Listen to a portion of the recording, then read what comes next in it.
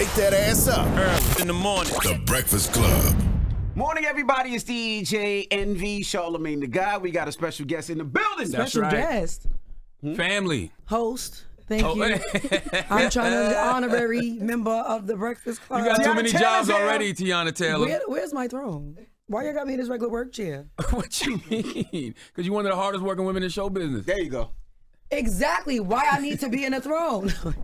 Well, welcome. How you doing? Hey, y'all. What's I going on? like that Pelly Pelly. That's fresh. You know, I do what I can. How are you? I'm good. How are you? Blessed, black, and highly favored. Well, Tiana's I sitting mean, I in this. see y'all got the new room. It's fucking lit. We got to tell them why you sitting in this chair, because that's not a chair that people usually sit in. They usually sit in the middle chair, but you wanted to sit in that chair.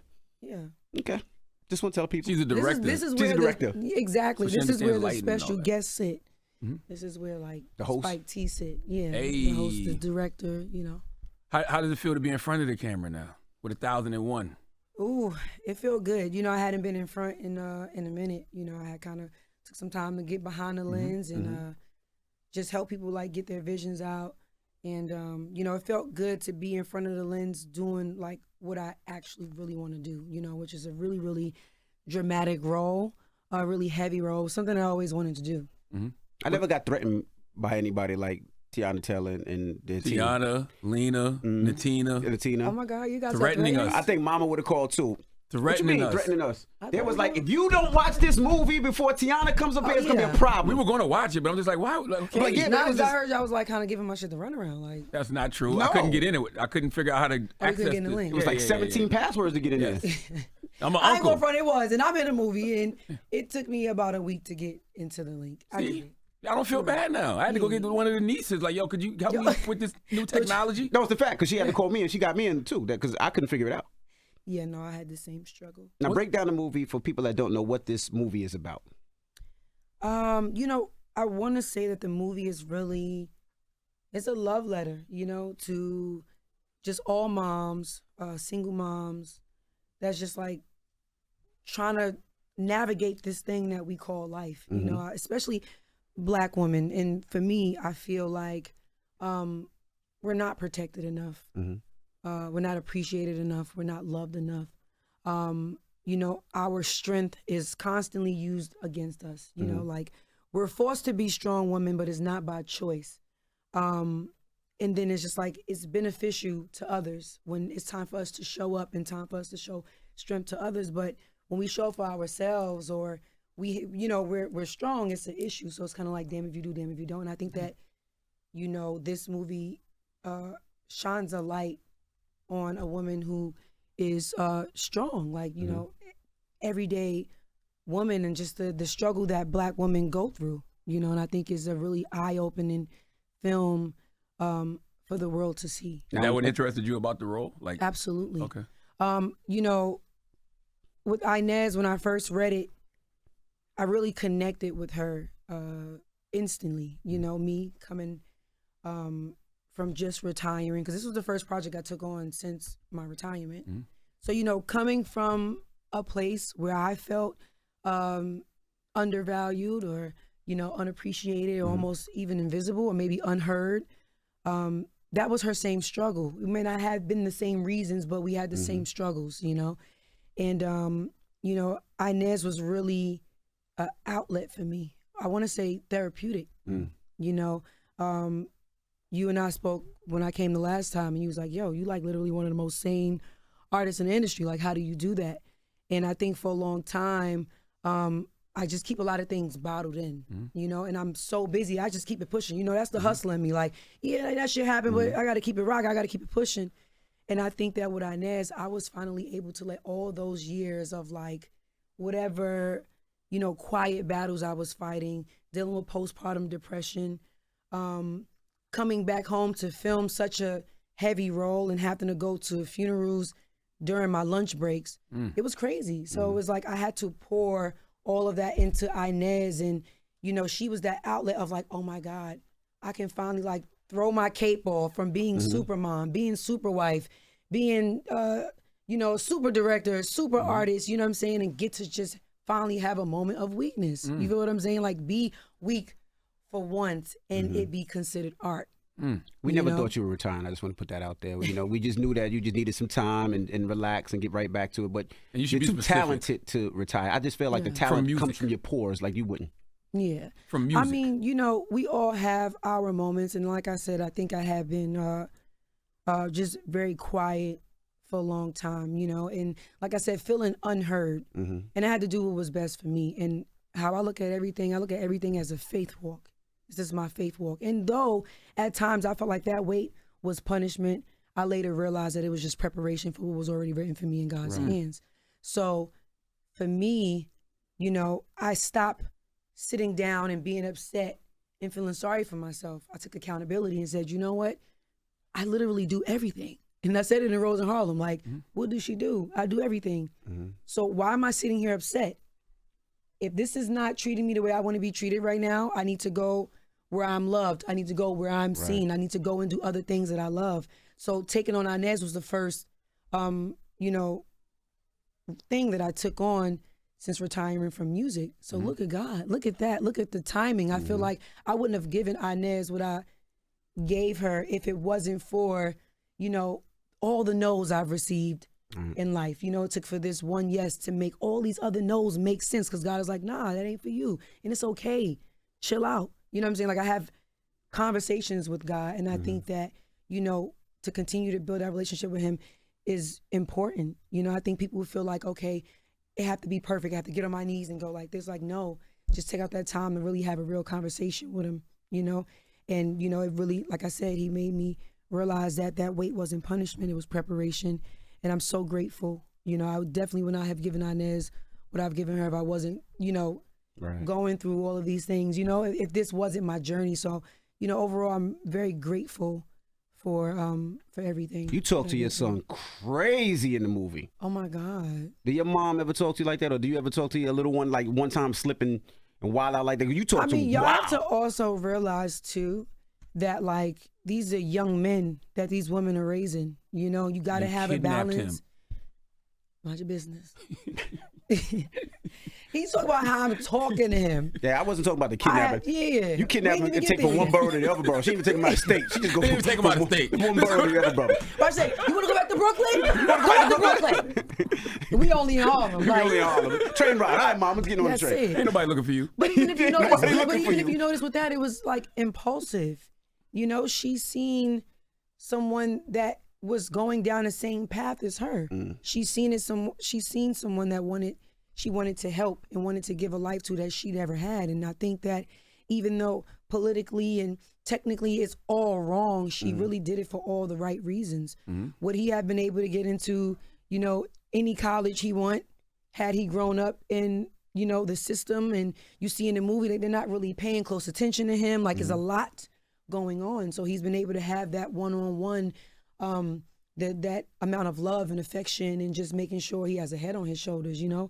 So I think that's why it's definitely a bittersweet film that will cause a lot of healthy dialogue. You know what I'm saying? Whether it's dialogues, debates, opinions, whatever. Like, I definitely think is the perfect outlet for people to open up conversation. Yeah, you never look at the character like a villain. That element reminded me of, you ever seen John Q by Denzel? Yes, exactly. Yeah. Like, I know, like, holding everybody hostage ain't the right thing to do, but like, my baby on a deathbed. You know what I'm saying? So it's like the measures you will go for your children, it just is what it is. It's dope because y'all take it back to the 90s era where, I mean, from everything in that movie, from the cars to the clothes to, you know, the music to, I mean, Angie Martinez was on the other station during that, right? She was on the other station. So how was that? And how she had one slip up though. What? You must have been ad-libbing. You said, "Talk to me nice." Yeah, you did say talk to me nice. Wasn't nobody saying that in the 90s. When they were playing baseball, you said crazy? talk to me nice. You know what's crazy? Because only ghetto New York people took the talk to me nice in that way. I didn't even go in front. That's how I took it. Like that. Talk to me nice. Talk to me nice. But technically, I'm your mother. Talk to me nice. Nah, B. Nah, B. Yo, talk to me nice. Talk to me nice. So how involved were you with doing some of that? Because I know sometimes you love that era as well. Yeah, y'all know I'm like obsessed with that era. You know, it's also crazy to look back at it because to have to step into the era now as an adult, not only as an adult, but as a mother is crazy because in 96, I was little Terry's age. I was 6, you know, not understanding or all the way processing what was going on in, you know, the city around me, the world around me, you know. So to kind of like go back and relive some of those moments as an adult, one was pretty cool because, you know, I always wanted to be in that era. I'm always like, this era don't deserve me. I need to go to the 90s. I should have been like 17, 18 in the 90s.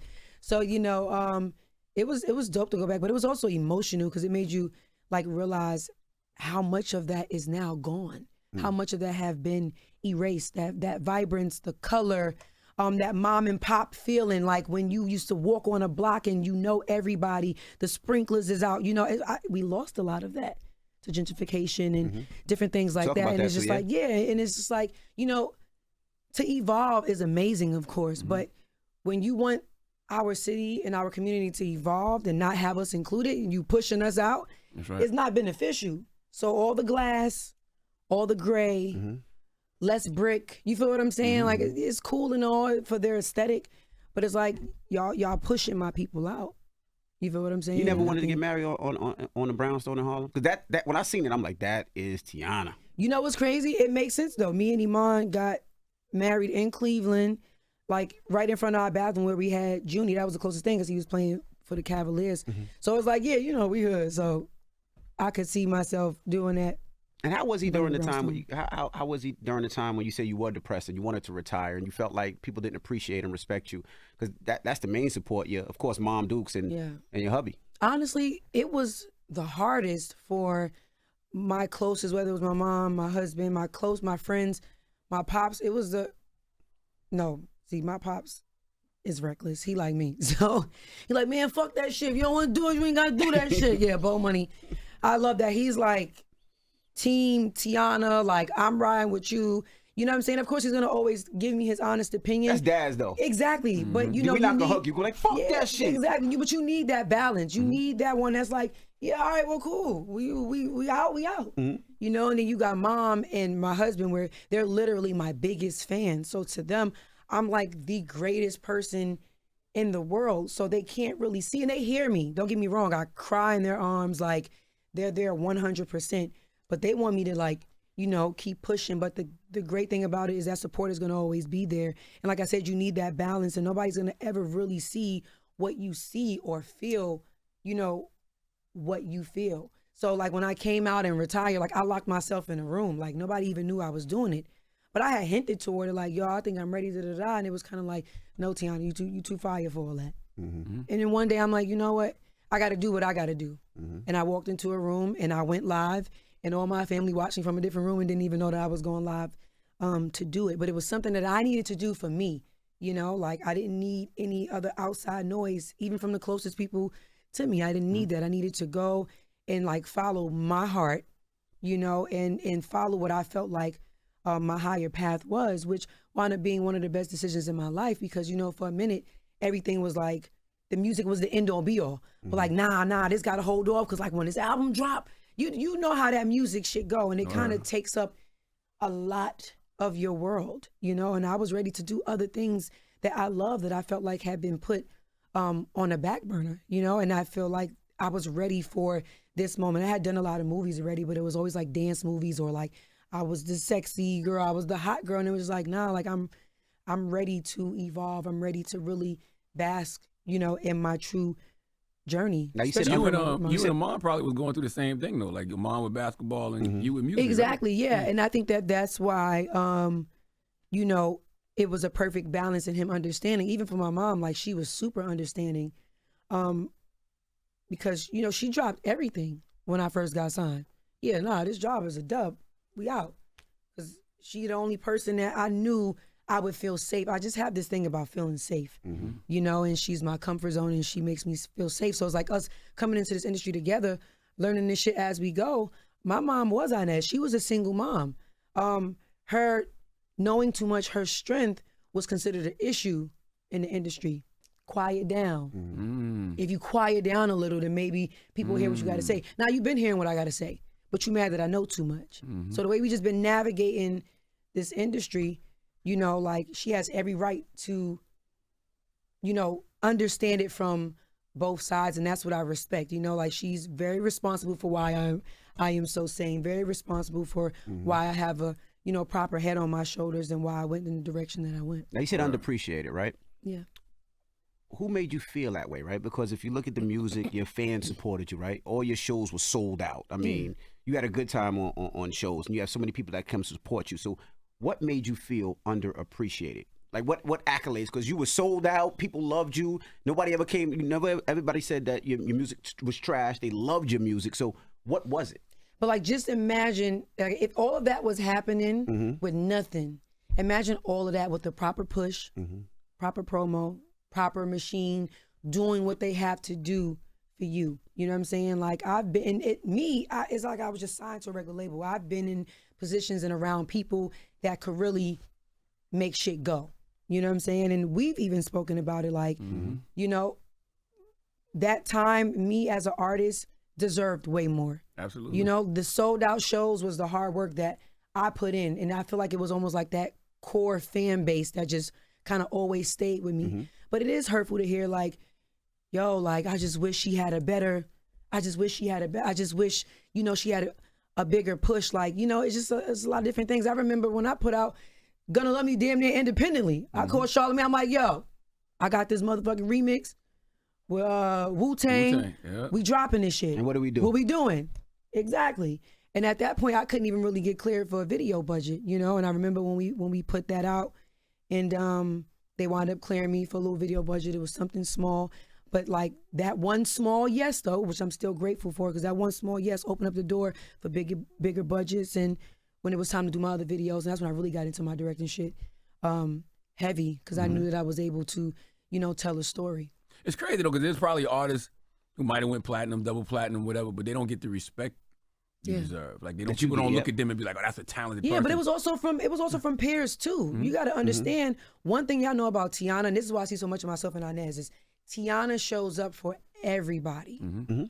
Everybody, whether it's through radio, that's real. You know, other singers, rappers, whether I'm doing people's video, I'm styling people, I'm creative directing, like, I show up for everybody. In the midst of still trying to be an artist myself, which is hard to do. A lot of people feel like, nah, it's either me or it's either them. And, you know, I've been very selfless within my career. And, you know, a lot of me showing up just wasn't being reciprocated. So that was the part of feeling unappreciated, you know what I'm saying? And you know, just feeling like, damn, it could be more. Like, I'm literally doing everything for everybody. I'm being sucked dry of my creativity. And when I need some watering, you know, it ain't no more water left in the bottle, or it's quiet, you know what I'm saying? Like, everybody need everything from me, and I do it. How much did you drain of yourself, though? Excuse me? How much did you drain of yourself? A lot. My cup was empty. By the time I finally got on live and said I'm going to retire, I was empty. I was empty. And I remember really just asking God, like, okay, what is my higher purpose? Like, what do you want me to do? What is my job so I can get that done? You know? And I realized, because I've always been a helpful person since I was 15, I've been choreographing, creative directing, styling, you know what I'm saying? So it's just like, for me, I have a real love of helping other artists and helping develop other artists. I think that's why I was hurtful, like when you see a lot of people that you work with not really reciprocate the love. I seen more love after I retired than I did before I retired. She's not a threat no more. She's going. Yeah, it's like, oh my God, you was such an inspiration, da-da-da. And it's like, baby, but where was that when I asked you to get on this record? Or where was this when you know what I'm saying? Like, when I was just, you know, but me, you know, I keep it graceful. Like, it's no reason to be upset about things that you cannot control. You got to keep it pushing. And that's what I did. I made myself a Glade plugin. Like, why only be plugged in the bathroom? Yeah, I'm a Glade plugin. Why only be plugged in the bathroom when I could smell the fruits of my labor all throughout the house? Plugged in anywhere you see a socket, I'm plugged. That's it. You feel me? But that's when you could just smell. You start smelling your own roses, and you ain't gotta look for anybody else to do that for you. You know what I'm saying? And that's where I am. You know, where I am now, and I was able to pour all of those no's, all of the pain, all of the hurt into this one yes. And I knew that I had a point to prove, and I knew that I was willing to do the work. I wonder how much of Inez showed up in your real life, your real motherhood. I think I would have to say Inez's strength, and that she was willing to do whatever for her kids. You see, my kids be with me on set. My kids be with me. I shaped my life to be able to be, you know, around my kids because, you know, I went from my mom coming from corporate America where you probably get once or twice a year to bring your kid to work day. You know what I'm saying? And I wanted to make sure I was in a position to bring my kid to work every single day. But these are the doors that my mom opened for me. And now I have to open the door for my kids that have an even better life. And then their kids that have an even better life. You know what I'm saying? So, you know, I take those little things and I just take heed to everything, you know. Do you want Junie to be in the industry? Because it's obvious she's a star, right? Like it's so obvious. Yeah. And, you know, what I'm not going to do is I'm not going to force anything on Junie. I'm also not going to force her out of something neither. You know, this is what she want to do. The most I can do is be there for her the way my mom was there for me. You know, because she could have made a decision that day and said, you know what, this is my child and she's not doing it. You know, she dropped everything to say, okay, cool. This is what we going to do. We may both go into this still trying to learn this shit, navigate this shit. But one thing I do know is I'm smart as hell. Like my mom come from corporate America, one of the most intelligent people that I know. So she already know how to handle people too. She's used to dealing, you know, in the customer service and just having to deal with people every single day. Having to also deal with being judged and just being a black woman in general. You know, so she raised me right, and that's what I plan on doing with my babies. So whatever they decide to do, that's what I am doing with my babies. And whatever they decide to do, it's just for me to support them and lead them in the right direction and give them the techniques and different things that I didn't have coming into the industry. How nerve-wracking was shooting this movie because you don't have a part in the movie. The movie is all about you. So it's so many different emotions. How nervous did you get with filming that, and how long did it take to prepare? Oh my God. Honestly, me and AV, the writer and director, we did a lot of layering with Inez, and we color coordinated her layers.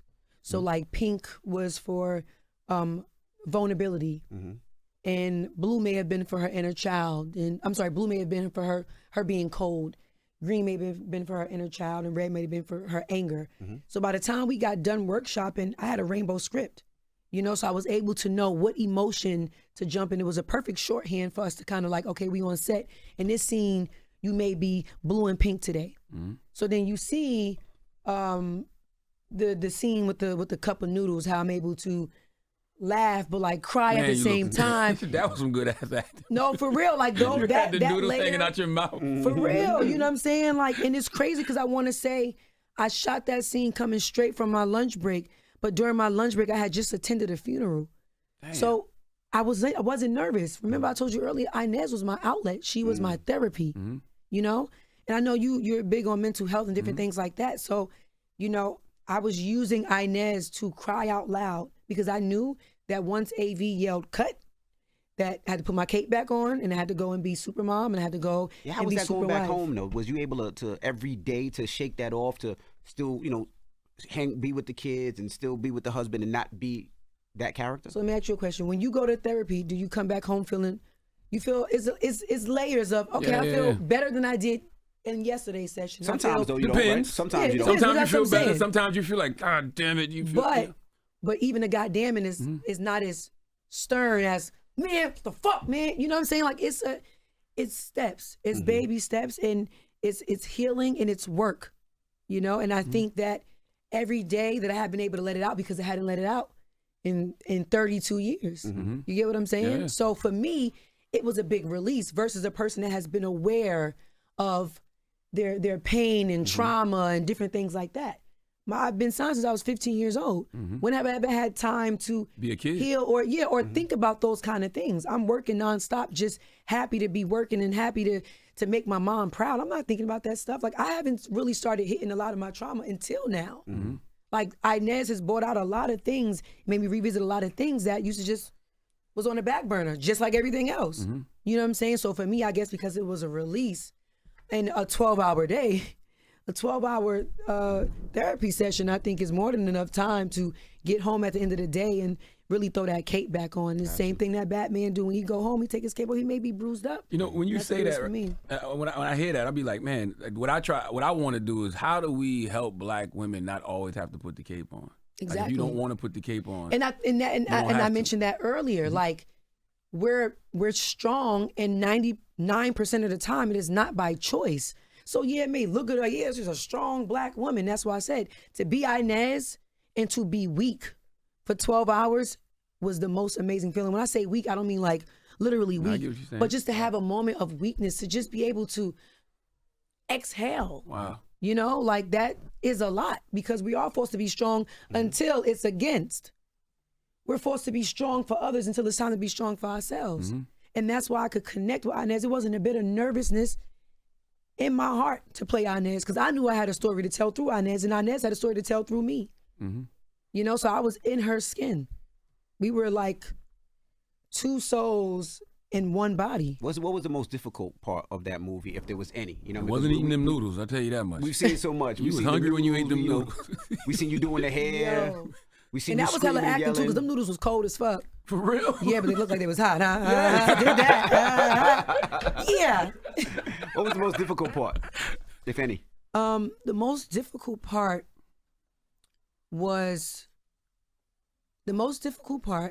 was I think raising my 3 sons, and you know, acting out the different layers of Inez, because we don't shoot in order. So like one day I'm 22-year-old vibrant Inez, thick ass accent. You know, next day I'm 34-year-old Inez, barely got a voice. And if you notice, Inez is changing just as much as the city.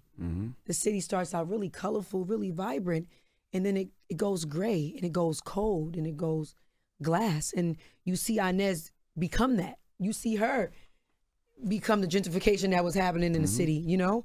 So it's just like, it was difficult to have to mentally and emotionally go from being vibrant to being extremely cold. But like I said, the shorthand in our Rainbow script helped me a lot, know how to go in and out of those emotions. But also with me only having a 2-year-old and a 7-year-old, realizing, so wait, when Junie and them turned 14 and they taller than me, and then 17, they really told me they about to be talking back, or they about to be getting crazy, or they about to be getting crazy outside of their mouth. You know what I'm saying? So it was like fun and interesting at the same time. And plus I don't have any sons, so it was interesting to raise boys. But also the bigger and most important eye opener is like, was this me? You know, like, because sometimes you gotta step from the outside to see it. You know, wow, like, was I Terry? Like, you know, this whole time my mom was working her ass off, and I'm not. Everything is why, but. You know, but what about this? Why you never here? Why you always working? Not realizing that she's working to make sure I have a better life. Right. So it really made me appreciate her more than what I already did, because y'all know how I feel about my mom. But it was really eye-opening to see what a single mother go through, because being a mom is the biggest job. Even with the partner, even with the husband, it's the biggest job, because you only get one mom. That's right. And I love my husband down. You know what I'm saying? But if he was to walk away today, my pops was to walk away today, my mom still got to be mommy.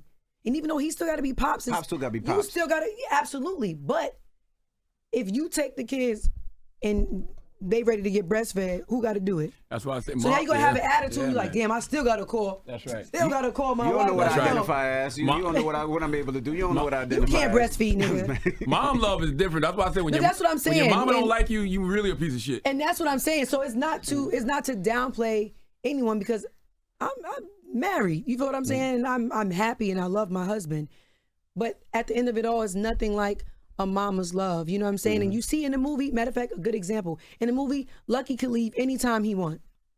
And guess what Inez still had to be? A mother. That's right. And still had to be strong and still had to go to work. So when Iman is filming in Chicago, the kids come with me. I still have to be mom. And we both in the same industry. We both do the same exact thing. But I have to take the kids. You feel what I'm saying? Like, so like I said, when they ready to eat and they ready to die, and we have girls. So especially women with girls, you know, it's harder because they're mommy girls and they want to do what mommy's doing. And, you know, it's a bigger job. It's the biggest job. I don't care what nobody says. It's the biggest job. When you in the movie, there's a point where she has to let her son go, right?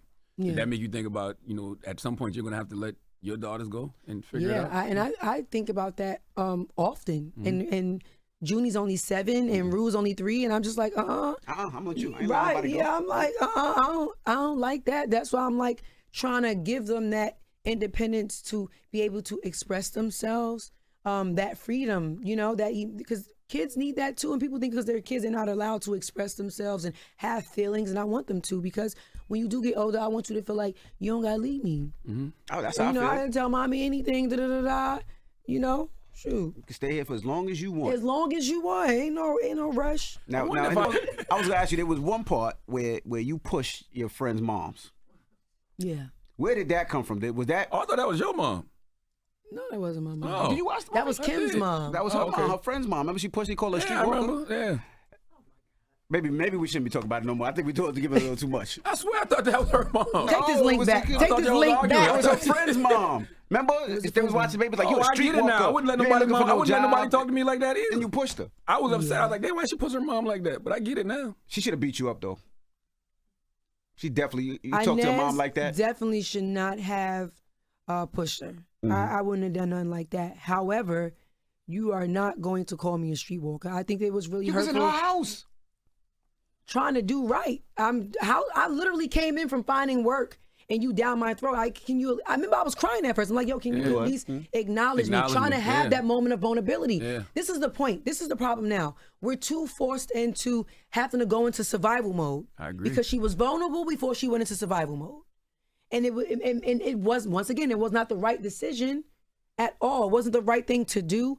But her head just wasn't in that space. She was in survival mode. She had never been loved. She never had a mom. She never been seen. She don't know. You know, people say, act like you ain't got no damn home training. She literally don't. No. She has no home to train in. Right. But that's what I say. You shouldn't judge people based off what they do in survival mode. Exactly. Yeah. Exactly. I wanted to ask too, you know, and definitely go see the movie. We don't want to talk too much about it. I can't even ask about the ending then. No, definitely can't ask about the ending. I'm trying to But there was a part in the movie where I think you're too vocal with your son, right? And how vocal with you are with your daughters, right? Because I think you say something like, yeah, I had thousands of men playing with my body before that was this crazy. ever, right? Yeah, that was crazy. I was like, damn it, man. I was like, so how vocal are you with your... I mean, you got to understand, once again, crazy. But understanding Inez's layers. She picked her son up at 6 years old. She's still learning. They're learning as they go. You know what I'm saying? So I think that's her at her realest, like really keeping it a bean. And, you know, and as you see her grow, you even see that change. You feel what I'm saying? But she's young. She's still a baby herself, just trying to figure it all out. And you already know how pure, and, you know, when we're at a younger age, we're just a lot more real. Look how reckless Charlamagne mouth used to be. That's real. It still is. Real shit. That's what I'm saying. Real. No, but look how far he's come. It's not to say you need to absolutely change yourself, but like to see his growth. That don't mean, I had to be 6. Like he could have been 20-something at a time, 30-something at a time. But to see where he is now and how graceful one can be and how calm, and you know what I'm saying? Like, it's room for growth. And I think that's why this movie is important, because it's showing us within ourselves. We get to take a look at how we look. From the outside looking in, you know what I'm saying? And I think Inez is within all of us, and this is just real life. This is also in '96. Like, shit was a lot more reckless and a lot more straightforward and a lot more like, this is what it is. I had aunts like that. And she shouldn't be ashamed of who she was. She was like, I had 1,000 bodies on me. And the dude was like, the little son was like 1,001. Damn it, That didn't happen? Did he say 1,001? No, he didn't. I was like, I didn't hear him say that. I was like, I didn't hear that part. I was like, did I miss But that? that was the point. She did say I had my body That's was the Spanish dude. playing around with 1,000 Yeah. niggas, you know, before you. So yeah, it's 1,000 and you. Are you done with reality TV? Done? Oh, shit. That is why the movie's called 1,001, right? Yeah, it's like a little, it's a play on words that you can kind of take it for whatever it is. Even an apartment number, the dash missing. You remember maybe that 1,001. 1001 and she was like, Yeah. you don't see nothing. Yeah, it's Yeah, like. that's why you watch movies more than once. You don't catch everything. And you know what? But that's the beauty of this movie. This is one of them ones where it's like, it will age beautifully because you can watch it multiple times and you'll learn something new every single time. Because the first time, you just trying to see everything. You trying to process it. And then you go and see it the second time and it's like, oh shit, I didn't even know this. Boom, boom, boom. Third time, like the more you watch it, it gets better and better. Yeah, I was caught up in you because everybody's saying, oh, this could be like a Oscar-winning role for Teyana Taylor. So I was really paying attention to you and your acting. You know, so next time I watch it, I'll pay attention to everything around everything around it more. Yeah, because you'll also realize the more you watch it, how just New York City in general is like a third main character. Oh, absolutely. Like if you notice, like when you see a lot of movies, a lot of the B-roll shots is usually just like an album filler. You know, just filling in. You know, but like it told the story the whole way through. You know, the score, everything was amazing. Very detailed. Every detail was amazing. Even they had the Wu-Tang St. Ides commercial. Yeah. In the score. I was gonna ask, so are you doing reality TV? That's done? Because I know one time your family was on reality TV and we got to see it inside. Twice, yeah, with VH1 and E. I'm thinking about it, but this time if I do it, it's gonna be on my own. You gonna EP it? Yeah, my own shit, my own network. You know what I'm saying? Like, for me, it's just like we busy in real life. You know what I'm saying? Like, majority of the times, people don't even see me anymore together. Like, he's literally in Chicago doing the show. I'm literally out here doing the press run. Like, we are, like, literally, fame aside, we are that family that's literally a working family, including Junie. You see, she got billboards and shit. Like, we're literally a working family, you know? So it's like, for reality TV, even though they say it's your reality, and I loved working with both VH1 and E, and they loved us, you know, and I appreciate their support. Even to this day, they always showing love. But even within reality, it's still not really a reality if it's a certain type schedule, you know? And due to COVID made it hard too. Like, they can't just come on my movie set, you know what I'm saying? They can't just come on the set of The Chi. Like, it was really tough. So it's almost like we were in a relationship with them. It's like, well, when y'all gonna make time for us? You know, and it's just like, we gotta do the things that make y'all love us to want to be able to follow our life. Right. You get what I'm saying? Like, we got a family to raise. So I think it was just like a clash in scheduling. And honestly, with working with I want to really make sure I got the space and opportunity to really give them that. Like, I feel like we wasn't able to like give them all of us, you know, even just the bare minimum. We weren't able to like give them. Look how many people love the show. Imagine they would have had 100% of the Shumperts. You know what I'm saying? Yeah. But it's just like, in all fairness, like, we were just extremely busy. We were never in the same place. So even that cost a lot of money. To send a camera crew with Iman, send a camera crew with me, then send a camera crew with my mom when she got to take Junie to, you know, her jobs because I got to work over here. Like, that shit is a lot. And doing it with through COVID was the craziest. So it's like, I loved it though. I don't want to see you do reality TV. I want to see Teyana Taylor in front of the camera, and I want to see her with big budgets shooting shit. And that's why we have to make executive decisions. And you see, that's what I'm doing. And right now, once again, just like music, just putting certain things on a standstill. And I look at all these different things like college, you know, it'll always be there for you when you're ready, no matter what age. I can make a beautiful song at 60. You know what I'm saying? I can make a reality. I can come back at any time. But right now I want to focus on where I'm loved, where I'm appreciated, where I'm seen, and where I'm heard. And, you know, and I mean that just also emotionally and mentally as well. And I feel like mentally, emotionally, I was really heard through this movie. So to honestly get all the support and love from this is amazing. That's yours? Or that's Nick's? What does success look like for you when it comes to 1001? It looked like this, you know. For me, you know, I don't require a lot. You know, I think the awards and being rewarded is amazing, but the biggest reward is the prayers that are answered, the blessings, you know, to be able to go from a lot of no's to one little yes that would change your world is enough for me, you know. So like the Oscar buzz, and if there is a Oscar nomination in the future or any award nomination in the future, I'm grateful for that. You know what I'm saying? Like, I'm not, and of course we want to, you know, manifest it and claim it, but like, that's not really like my headspace. My headspace is that I was able to, one, get this therapy, very much needed therapy, very much needed healing, and being able to really show what I can do. And now they're no longer hitting the snooze button. You know what I'm saying? Like, everybody's woke, and I love that. I know you got to go, but just got to ask, White Man Can't Jump. Yes. What's your part in there? I am Sinqua's wife. I'm the lead's wife. Roundaway girl, you know, just You don't play no ball, because we seen how you almost did Justin Bieber in that celebrity basketball game. Yeah, no, I'm not playing no ball, and I'm doing hair out of my house, like real, just like day one, down ass wife, just raising our son, trying to get it popping. So I'm even excited about that because it's like three different roles. I have another movie coming out too. They're not gonna have you doing hair in every movie either. That was a Kawinky thing. That was a Kawinky thing. Yeah, but it's really cute because it's two different characters, you know what I'm saying? But it's 3 movies. It's 1001, White Men Can't Jump, and The Book of Clarence, which is a biblical film. Ooh. September 22nd. You're not doing hair in that one. No. I'm just fucking with you. I'm not doing hair, nigga. But if you're doing hair in a biblical movie, that's crazy. Rap. Like, hey, yo, Jesus, come here, let me get those edges. It's like, that's crazy. It's like a biblical movie for real. You know what I'm saying? Like, but I think it's really dope because look at that timing. Like I shot all three of these movies in different times, and they all coming out in the same year.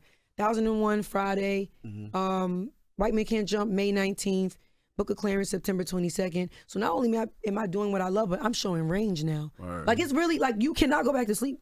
It's no sleep. Gotcha. Last question. Be prepared to be tired. After you started doing the therapy and got the healing, is that when everything started to open up, like even career-wise? Well, that's hard to say because I never had real therapy. My therapy was through Inez. She said through this character. Yes, so I had 12 hours of therapy for 6 weeks. He don't be listening. Yeah, he don't. It's okay. What you mean? He be listening. He's just intuitive. You know, he just want to more in depth. But I had started my healing journey when I decided to retire. That's what I'm saying. Like, you see, I retired with grace. I wasn't upset. I wasn't angry. I wasn't mad at anyone. Like, you know me, I'd be chilling. I just needed to get that out. So it wouldn't be like, oh, why she not putting out music? Why she not da-da-da? I'm going to let y'all know what it is. So when I am doing everything else in this world, you know what it's for. You know what that fight is for. You know what I'm saying? You know what that extra push is for, the extra grind. You know, like that's just me. So it's like, you know, I had already started my process. And the moment I decided to keep that door cracked and allow myself to continue to open doors until I found a master key, that was my healing, you know, knowing that every single door on this floor is for me. I just got to find the key to open it. And I started finding the master key to put into the master lock to unlock it. So you unretired? Excuse me? Are you unretired? You going to start doing music again, or we not there yet? Well, baby, let me get my Oscar first. I might get an Oscar before a Grammy. All right. You know, let me Yo, Teyana Taylor at the Oscars with Tim's on. Oh, I'd love to see fire, that. Right? Oh, my God.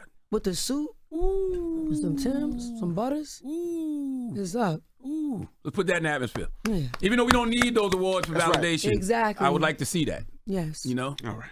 Well, hopefully we go to EGOT status. Like maybe it might take me to get the Oscar to be like, you know, let me do this album so I can go and get this Grammy. You know what I'm saying? Got God's plan is the best plan. You never know how it's going to unfold. Hello. All right. Trust in him. Thank you for joining us. We appreciate it. When you gonna come host for a day? I would have. It ain't gonna be like this. You got to like 5 a.m. Okay, so let's break down some of these rules. Okay. First of all, I'm gonna tell y'all right now, when I come to host, I want a red throne. Okay. Because you know I'm the Rose. I'm the Rose in Harlem. Okay. I'm the Rose. We can rent one of those. We can rent a red throne. Is yours rented? Wow. Because I wanted the red framing with the red croc, the embossed croc, little stones, little diamonds in the eye. Okay, that's room one. All right, go. What's the second room? You know what I'm saying? Probably won't be here at 5. Show start at 6. Start at 6. I'll be here at 5:50. All right, we'll take that. We'll take that. Because you see, I pull up and get straight to work. It was actually the cameraman that wasn't ready to work. That's true. That is true. That's true. That is true. So that's right. Boom. Look, any other rules? I walked in with the smoke. Any other rules? I'm just playing with you. You know we don't pay. We don't pay. But when I walk in, be ready. We get you bacon, egg, and cheese. Bacon, egg, and cheese. You got to do your own hair. They got to get it from Harlem. Get it from Harlem. You got to do your own hair. Oh, yeah. No. With my girl. Oh. Okay. Come on. Yeah. Okay. That's what I'm saying. We can get ready at the hotel and just meet y'all here. Boom. Boom. Sit straight in the throne. But I still do need a dressing room, need a green room for the kids. I told y'all I'm going nowhere without them kids. Yep. Don't go nowhere without them kids. Make sure I got my green room. We can take care of that. Anything else? Not too bright. Some candles, maybe. We can do candles. Yeah. Oh, and some junk food. I need all right, Teyana, you got 1,001 requests. Okay? We got it, right? Okay. Hello, I should. All right. Well, the new movie 1001. Yes. Make sure you go see it. And thank you, Teyana, for joining us. Out right now. Y'all. Teyana Taylor. Yeah. It's the Breakfast Club. Good morning. Wake that ass up. Early in the morning. The Breakfast Club.